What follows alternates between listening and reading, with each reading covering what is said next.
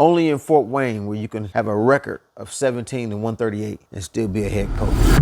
Yo, what's up, man? This is boy Marcus on, man. Listen, I want to make this very clear. This is not about one season. It's not even about wins and losses. I watched this program for years, and I'm concerned about preparation, development, and culture. My daughter had an ACL injury 7 games in. Not saying that school or coaching would cause the injury. I'm saying the conditions increase the risk. For example, practices often had only 3 people. Games were played with only 6 to 5 people. When you have 5 players carrying the load night after night with limited practice and reps and conditioning, fatigue builds up. Fatigue increases injury. That's not opinion, that's just basic sports science. And when injuries happen, we have to ask ourselves, why? Here's the facts. In 7 years, this particular program won 17 games and lost 138. They're 17 for 138. That alone doesn't tell the story. When the same thing is repeated over and over again, it becomes a coaching issue. Here's the specifics.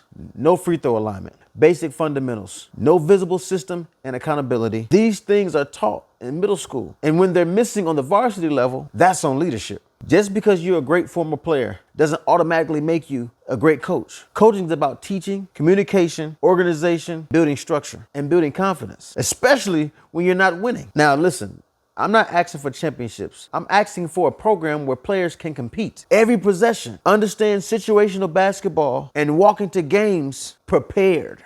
We've all seen coaches take a losing program and change the culture, effort, discipline, belief. The wins come later. Now, I was a part of a team where J.J. Foster, who was older, by far one of the greatest coaches in the area as far as X's and O's. He knows the game, and he has figured out a way, right, to reach these kids. Culture is Coach Shabazz Khalik, a guy who didn't have a lot of experience, but knew how to reach the children and the kids to get them to play hard for him, even though he may not understand the game as some of his peers or did not play the game at a super high level as some of his peers. But yet he got results, and he was one of the winningest coaches in the area, all because of culture. And that's the only good thing you have at Northside in the football program. Sometimes you lose the locker room. This is not a call for firing or anything like that or bashing. This is a call for accountability. Asking the question, is the current leadership serving these athletes the way they deserve? Change doesn't always mean replacing, but it does mean raising the standard.